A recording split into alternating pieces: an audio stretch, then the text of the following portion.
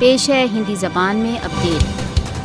मोदी बहुत व्यवस्थित प्रकार से भारत द्वारा अवैध रूप से अधिकृत जम्मू कश्मीर में सेटलर कॉलोनीवाद के लिए मार्ग प्रशस्त कर रहा है। भारत का कॉलोनीवाद उस समय आरंभ हुआ जब 27 अक्टूबर 1947 को भारत के सशस्त्र बल श्रीनगर में उतरना आरंभ हो गए। भारत ने 1947 से ही कश्मीर को अपनी एक कॉलोनी समझा है। मोदी शासन की 5 अगस्त 2019 की कार्रवाई कश्मीर के कॉलोनीकरण की ओर एक दूसरा पग है। कश्मीर के विशेष स्टेटस का बहिष्कार RSS बीजेपी का एक स्वप्न रहा है। भारत द्वारा अवैध रूप से अधिकृत जम्मू कश्मीर की मतदाता सूची में गैर कश्मीरी हिंदुओं को सम्मिलित कर भारत घाटी में अपनी कॉलोनीवादी प्रक्रिया को तेज कर रहा है।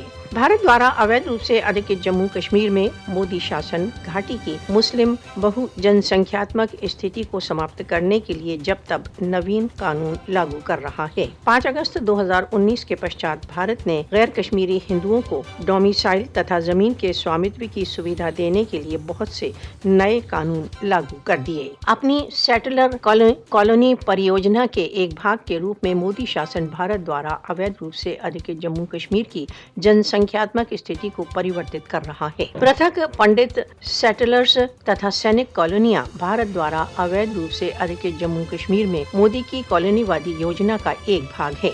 भारत द्वारा अवैध रूप से अधिकृत जम्मू कश्मीर में गैर कश्मीरी हिंदुओं को बसाने के लिए मोदी रक्तपात तथा हत्याओं द्वारा कश्मीरियों को समाप्त कर रहा है। फासिस्टवादी मोदी कश्मीर की कॉलोनीवादी योजना को विस्तृत करने के लिए भारतीय व्यापारिक कंपनियों तथा टाइकून्स को प्रयोग कर रहा है। भारत द्वारा अवैध रूप से अधिकृत जम्मू कश्मीर में अपनी सेटलर कॉलोनीवादी परियोजना को आगे बढ़ाने के लिए इस्राएली मॉडल का अनुकरण कर रहा है। सार्वभौमिक समुदाय को भारत द्वारा अवैध रूप से अधिकृत जम्मू कश्मीर में भारतीय सेटलर कॉलोनीवादी परियोजना का नोटिस लेने के लिए सचेत हो जाना चाहिए।